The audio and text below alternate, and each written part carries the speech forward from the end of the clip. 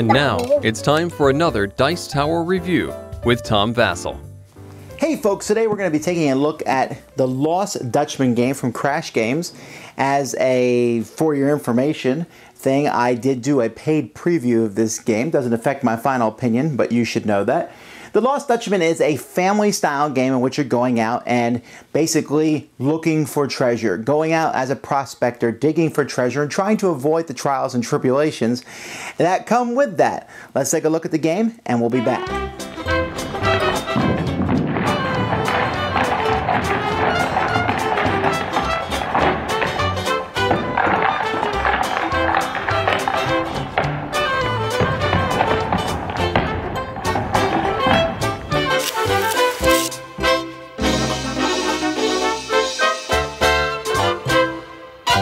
Okay, in this game you're going to set the map up first, and the map is made up of a bunch of hexagon piles. There's 5 hexagons in each pile, and you put them down. Now these hexagons have these, it's like a finger pull, so that you can actually put them all next to each other and pull them off.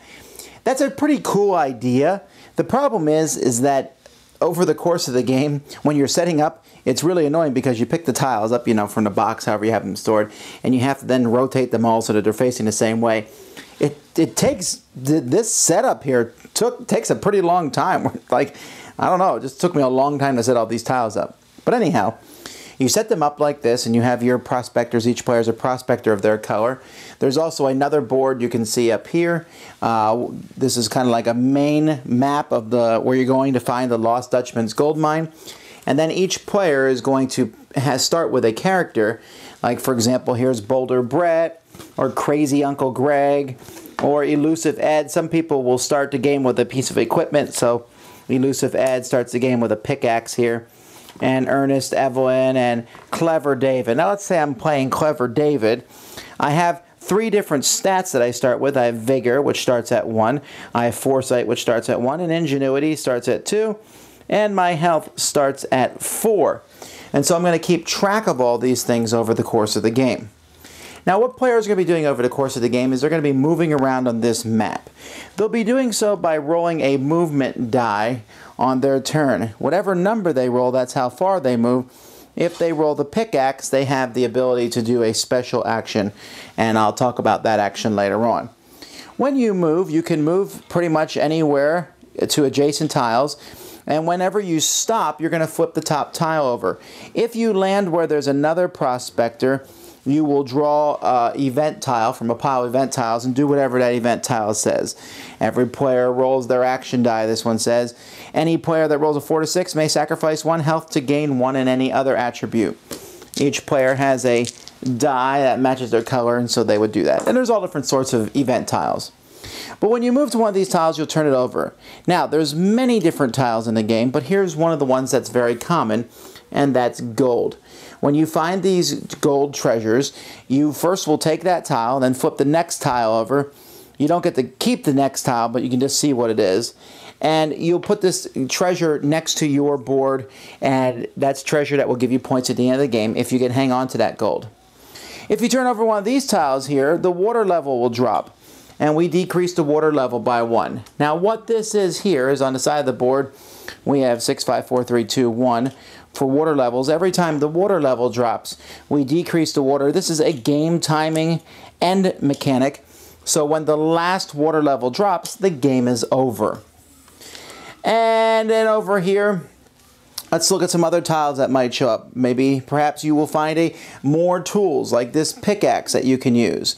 Or perhaps you will come across a problem. Now this is one of the main parts of the game when you come across these problems that you're going to run into. And so here we have falling rocks, okay? The falling rocks shows there that you're going to be using the Vigor attribute, and you need a 7. So I go back here and I look at good old Clever David, and David has a 1 in Vigor. I roll my die and I get a 5. 1 plus 5 is 6. We have failed this test.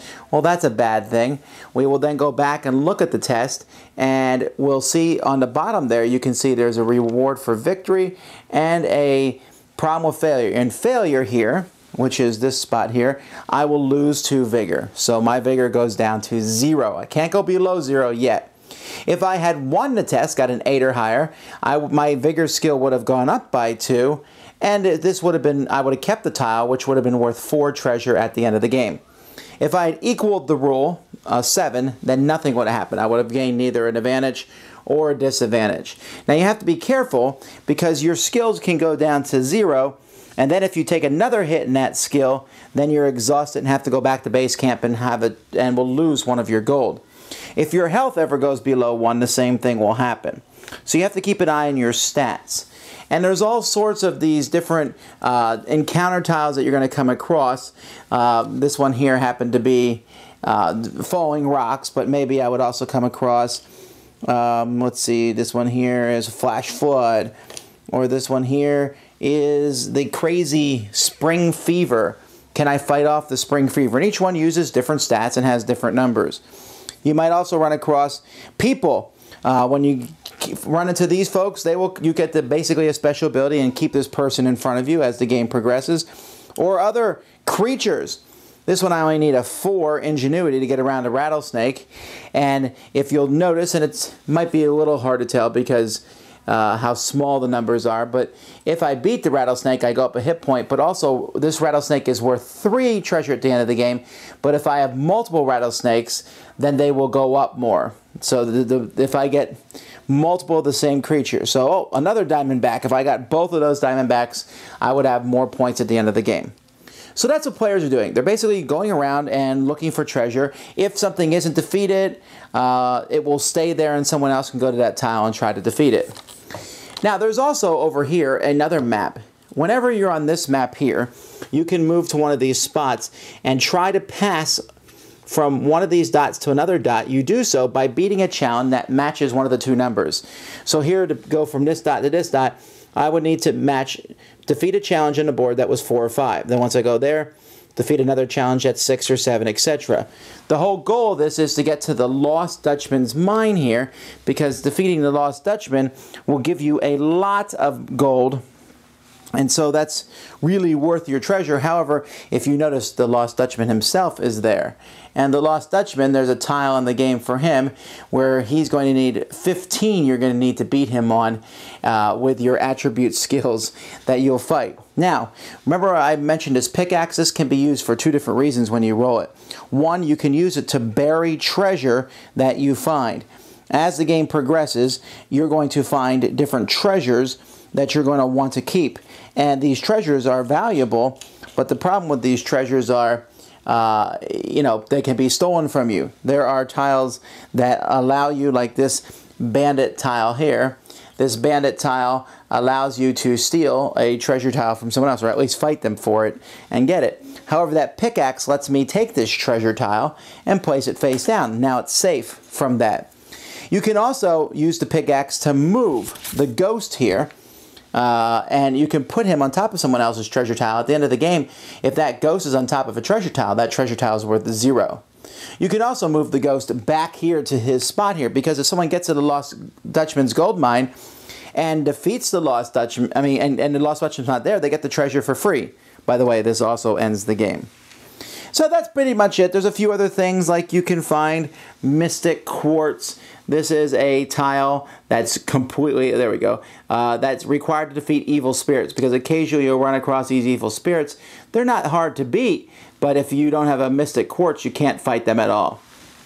So that's pretty much the game. Now, I should mention that this also comes with another game inside it here called Goldfield Gully. This is a completely different, almost like a mini game where you're kind of pushing your luck, going around against the other players, trying to get gold, and you can play that too. So that's it. It looks like we've completely destroyed this. At the end of the game, whoever has the most gold is the winner. If there's a tie, whoever found the Lost Dutchman's treasure is the winner. Alright, Lost Dutchman has a sturdy box, has great components. The only thing I said was those tiles. I didn't really like that finger thing. It sounded good, but in reality it took a while to set up. That being said, I really like the artwork. I really like the different pieces. Maybe the only other minor component problem I'd have is that some things are really small to see on the tiles themselves as to what their bonuses and benefits might be. However, if the tiles were big, it would take up a much larger footprint on the table. Now, the game itself is a very, very light family-style game. You have to really go into it knowing that. I mean, you have this big board with these piles of tiles all over the place, and where's the best treasure? It doesn't matter. It doesn't really matter where you move. You're just like randomly moving around the board, randomly turning over tiles. You don't know what's going to happen. The movement only really matters when some tiles have been revealed and someone has failed them, and then you want to go get those tiles for yourself. But other than that, it's not like, oh, going out farther in the desert will get you better treasure. So there's luck there. There's luck in the die you roll. I'm not really keen on using a die for movement, but that's how this game works. They fighting and rolling. Now, I do like rolling the dice for the attribute test. I think that's a cool thing. You see the attribute test, you roll a die and add your stat to it. So as you fail those, and you likely will fail those, you can go and pick and choose the different tests that you will go and go up against. This is really... there's the interaction between the players and the different equipment, and you really got to go into this thinking, just here to have fun. Okay, this isn't the kind of game that I'm often going to want to play myself because it's just too light for me. There's not a lot of meaningful decisions in the game. You kind of just move, roll dice, and see what happens. Sure, you have a choice sometimes where to move to. You can choose to move to another perspective to trigger some who knows what the event tile is. You can go try to get the Lost Dutchman, move the Lost Dutchman. I mean, there's things you can do. But the game is never really going to elevate itself to a high strategy or even really a high tactical game. So I like it for what it is. I found that I played this one with kids multiple times and they enjoyed it. And I think that's where it's at. It's a game that I would play with kids, with my family. I don't know that I would ever play with other adults. It's just way too light for that. And unless we're just sitting around trying to shoot the breeze and play the game. I think the smaller game inside the box was about as good as the big game, and that takes a much smaller footprint. But I mean, you do get that, so there's that, and then you get the big game and a smaller game in the same box. So, should you get the game? Well, what I'm trying to say is, if you have a family to play it with, or kids that you play it with, then yes. Or if you're looking for a very light prospector game. Strategic gamers are going to want to look elsewhere. The game has the look of strategery, but it's not really there. But other than that, for what the game is, good production values, fun for the family, a theme that makes sense. In that regard, this game's a winner. Thanks so much for watching the Dice Tower videos. Find more great videos and reviews, as well as our top-rated audio podcast at Dicetower.com. You can also find other great shows at Dicetowernetwork.com. I'm Eric Summerer, and you've been watching The Dice Tower. The Dice Tower is sponsored by Cool Stuff Inc., where you can find great games for great prices. Cool stuff in stock. Check them out at CoolStuffInc.com. Shut the door. Yeah?